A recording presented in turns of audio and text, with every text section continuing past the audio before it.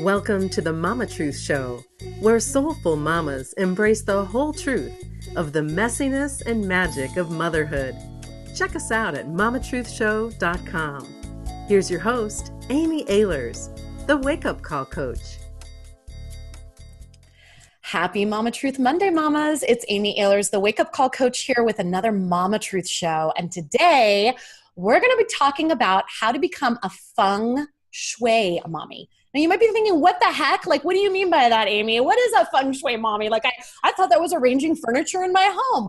Don't worry. I have the expert here, the author of this beautiful book, Feng Shui Mommy, here with me.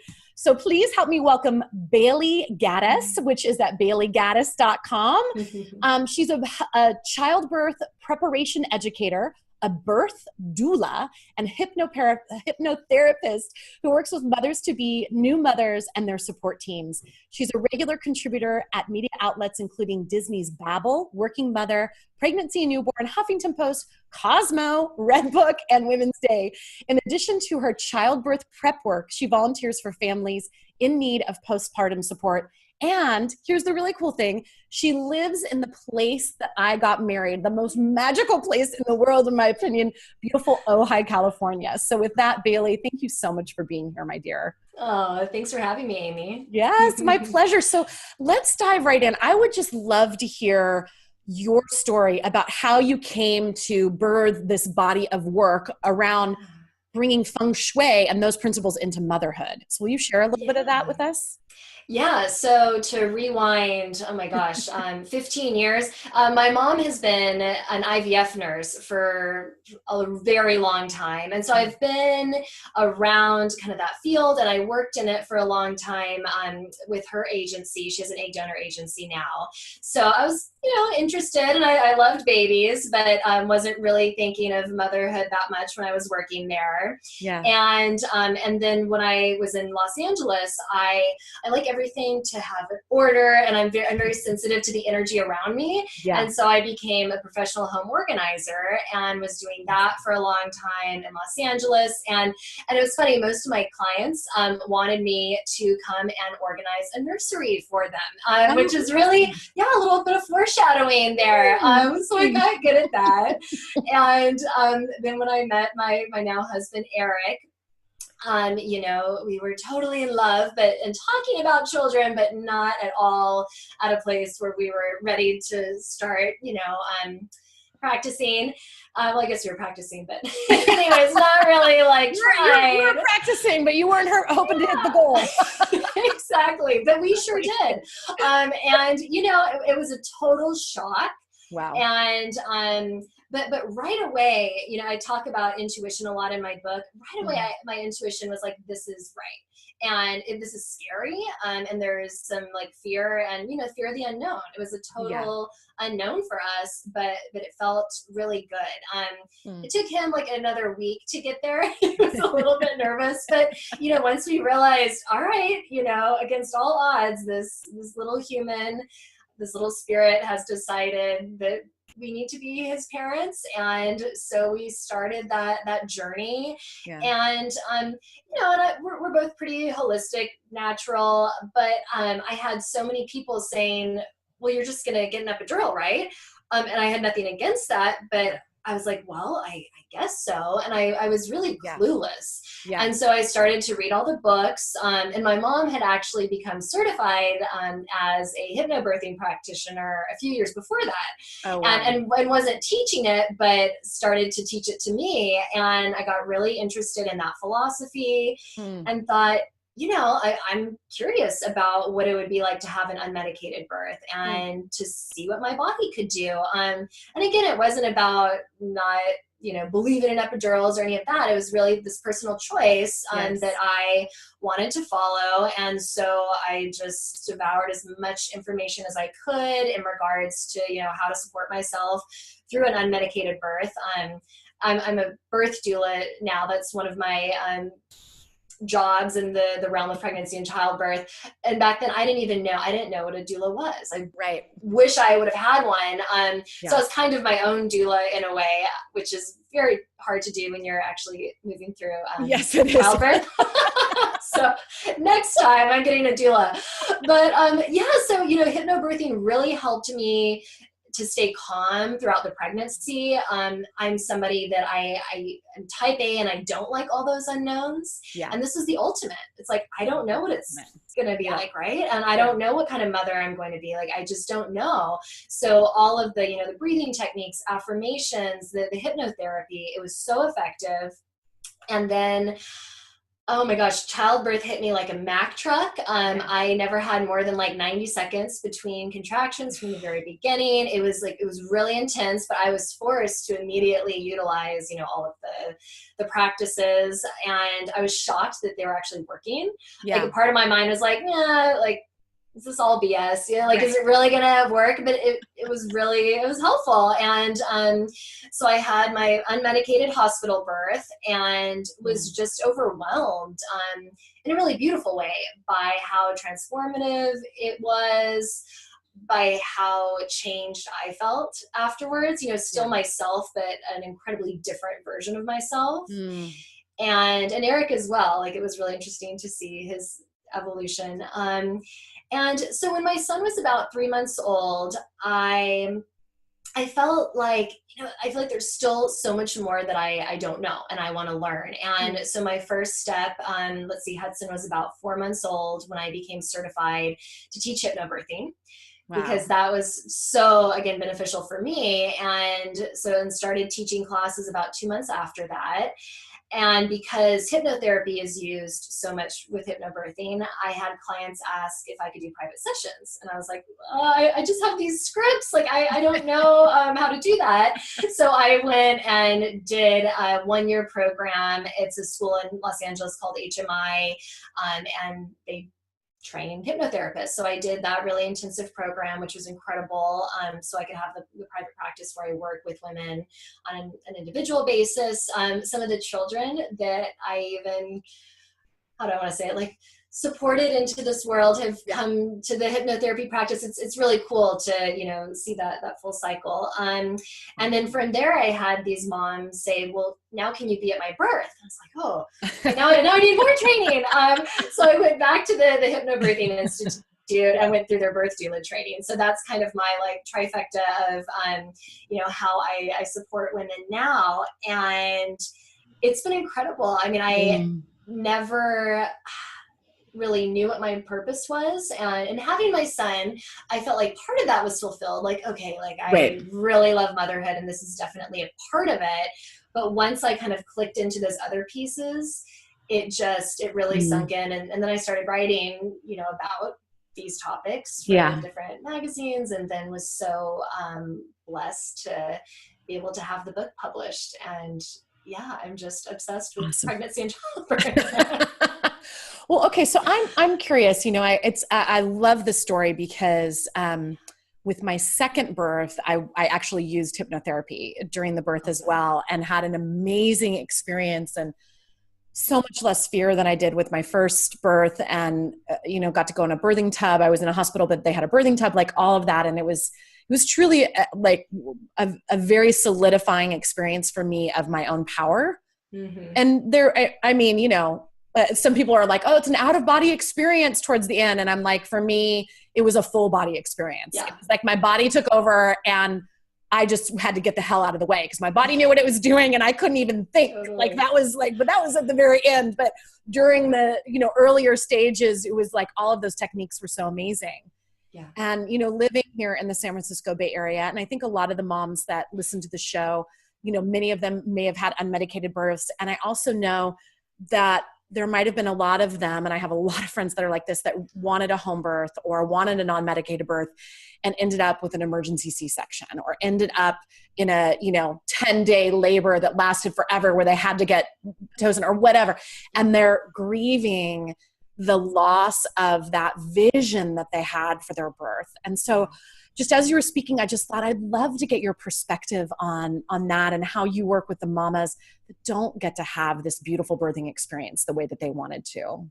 Yeah, no, absolutely. And a lot of the women that I've worked with, as a doula, the plan changes, Yeah. so I've seen that so many times and worked with women through that. And I think almost all women, our plan, even my own, like I can say, yeah, I had that unmedicated hospital birth, but there's still plenty of little pieces. That's like, well, maybe I wish that was over here and right, it happened this way, and number one, I think allowing yourself to grieve and to feel whatever emotions are coming up, because that's real, and when people say, oh, well, you have your healthy baby, don't worry about it. It's like, right. Well, of course we're grateful for that, yes. but we need to allow ourselves to find that place of, happiness and acceptance. We need that, like, grief or anger or whatever it is to move through us. And then I think on the other side of that, then we can start looking at it from that perspective of, okay, I had the experience that I was meant to have, and why was I meant to have that experience, and really kind of digging deeper into it. And sometimes we need to wait like a year after the birth to really find those, lessons that are in there. When we're like looking for them too soon, sometimes it's like overwhelming, but so that's the balance that I found is really helpful. And then as a doula, when I'm with the women, as these changes are happening, I really try to help to integrate them with those changes and feel empowered. That's to beautiful. to know like, okay, this is a change, but you're making this choice, and and do you feel good with this choice, or is there another choice you feel better with, and really, and of course, in an emergency situation, there's not as much time, but when there is that time and space to really allow them to feel like, all right, like, I'm changing my plan, but that's okay. I have the right to do that, and I'm not a failure by any means by making that choice. So. I love that. Yeah. And I'll say, mamas, if you're someone that's grieving that, definitely listen to, I think it's show number 2 of the Mama Truth Show, which was, which I recorded years ago, where I talk about that, particularly because my first birth definitely did not go the way that I wanted it to go. And just about a process around that. And I love what you said, Bailey. Thank you so much for just sharing that, because I think that it can be a way that moms beat themselves up. And I also have met moms that really wanted a medicated birth, and then things happened so quick they didn't get that, and they're also traumatized by that. I thought I was going to get an epidural, so wherever you fall on, I have one said to her doctor, I don't want to feel one thing, whatever you can do to make it so I don't feel one thing. And so her doctor literally did the epidural and then gave her the Pitocin. She never felt one contraction through either of her births. And that was what she wanted. And I'm like, God bless you, whatever you want. Right. Totally. I know. Yeah. So, okay. So let's talk about this whole aspect of Feng Shui and what you mean by that in relationship to motherhood and being a Feng Shui mommy. What does that exactly mean? Yeah. So first, I'll give like a really simple definition of Feng Shui. So it's, the ancient Chinese philosophy, art of harmonizing humans with our surrounding environment, nature with our material environment. And I said earlier, I'm really sensitive to that. But I started to think like, okay, that's great. We want our outer environment to be harmonious and to feel good, but what about our inner environment? Our mind, our body, and our spirit. How do we make the energy in that inner world harmonized and balanced? And so that's, kind of the definition, the new definition of Feng Shui I'm using in the book, is, and I do have some chapters on actual organization, but the gist of it is really to kind of look within and to saying cleaning house. It's not necessarily cleaning house, but like reorganizing, and really finding what feels good. And, the word balance, of course, especially as mothers, we're not always like centered and balanced. Right. There's like, we're like way over here. Yeah. But it's about like knowing what it feels like, when we are centered, when we do have this like harmonized energy within us, and having the tools to get back to that place. Yeah. And that was one of my main goals with the book. Awesome. And so I know that in the book, you break it down for, first trimester, second trimester, third trimester, and then you talk about the fourth trimester. Yeah. And so will you share a little bit about that and what you mean by that? Yeah, absolutely. So the first 3 months of baby's life outside of the womb, some people refer to that as the fourth trimester. Right. And and it's really interesting because there is the belief that the child's brain, the baby's brain, is not fully developed until around like 12 months. And of course, there's continued development. But if they were birthed at 12 months gestation, their heads would be way too big to come out. Right. So, nature said, okay, around 9 months, that's the time baby needs to come out. But those next 3 months, it's such a vulnerable time for the baby and for the mother as well. Yeah. Yeah, I mean, it's like you're getting to know this brand new person, a stranger in so many ways, while still having to take care of yourself.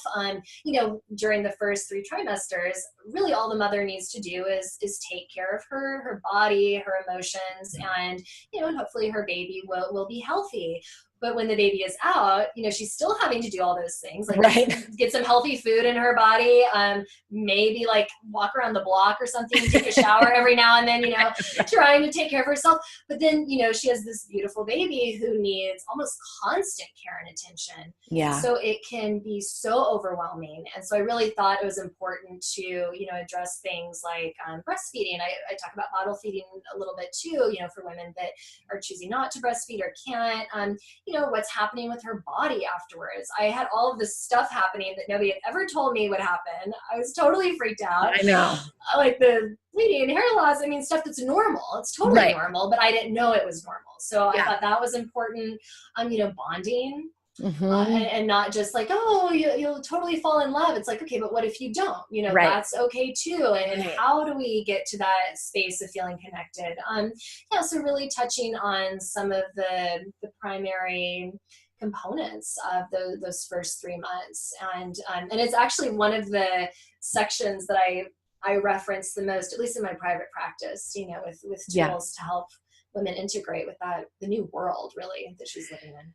So for the mamas, like I can feel like there's some mamas right now that might be literally bouncing their baby that's crying, and they're in that first 3 month, part of motherhood, which if you are in that, God bless you. Like, I feel you, mama. We've been there. Bailey and I have both been there, and it's intense. Like I always say, it's an initiation. You're walking through the fire right now. And I'm curious, do you have a tool that you can even share right now for mamas that are in that space of that first 3 month initiation? Yeah, absolutely. So this is something that I just went through a hypno-mothering training, and it's like hypnobirthing, but for moms. And it's such a cool breathing exercise. It's super simple, and you can do it while bouncing baby, while cooking food. and all you can do it with your eyes closed, with your eyes open. But the first thing you're doing is you're breathing into your lungs and envisioning your lungs expanding, filling with oxygen. You really feel that. And then you breathe, light love into your heart. And then you breathe up into your mind and just envision, the breath clearing your mind, clearing the stress. And you might do it once and feel great. You might need to do it 10 times. You might need to do it for the rest of the day. But it's just a way to, really nourish your body, nourish your heart, nourish your mind, nourish your soul. And you can say an affirmation with it as well, for whatever you're needing in that day. With every breath, I pull in more and more energy if you're feeling really fatigued, or I breathe in restorative health, if you're still healing from birth. Something, it's just a really simple, easy trick that you can do anywhere. Love that. Thank you so much for sharing that. That's beautiful. So I'm curious for you, what is the thing, like what is your greatest wish that women take after reading your book? What do you hope that they take away? Yeah. So I really hope that women take away a knowingness of what their own right way of birthing is, and to know that that's going to be different for each and every woman. So there's so many, tools and exercises and ideas in the book, and not every single word is going to resonate with every single woman. So what I say is, really notice what does resonate with you, like what makes you feel good, and put that in your toolbox, and by the time you finish the book, you're going to have this, custom made, book or box of whatever really works for you. And yeah. And then beyond that, like I've had women say, oh, like I was reading this one chapter and I had this like totally unique idea that really felt good to me. And I think that's amazing, that as women are reading, they come up with their own ideas, it doesn't have to be mine.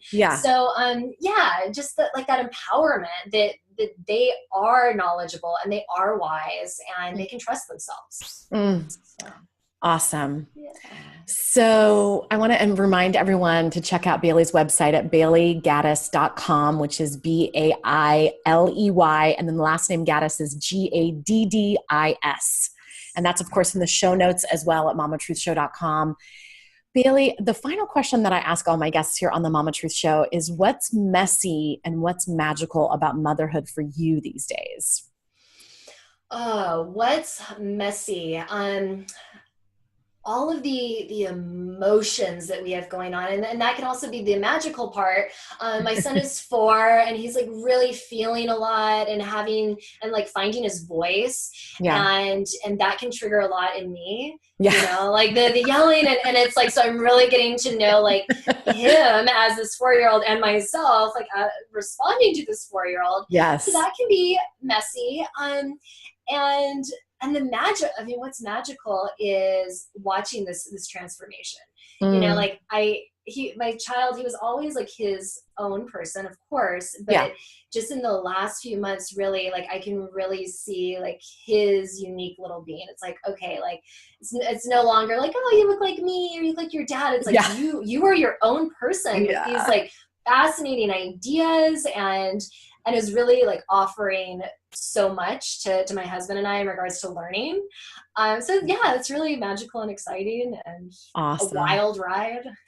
Beautiful. Thank you so much for sharing that. Absolutely. All right. Well, thank you so much again, ladies. The name of the book is Feng Shui Mommy. Highly recommend. And I feel like this book in particular, like what a great, birth shower book to give people, or when you find out one of your friends, you find out you're pregnant or one of your friends is pregnant. This is one of those books that is really in alignment with helping moms feel good about themselves, empowered, in tune with their inner wisdom, which we're here about at the Mama Truth Show. So just highly recommend checking that out, picking up some copies, keeping a stash at home so you can gift it to mamas that are like sharing the big news with you. And Bailey, again, thank you so much for being here on the show with us. Thank you, Amy. So much. It was my pleasure. All right. With that, everyone, keep embracing the messiness and the magic of motherhood. Until next week, Amy Ahlers signing off. Bye-bye.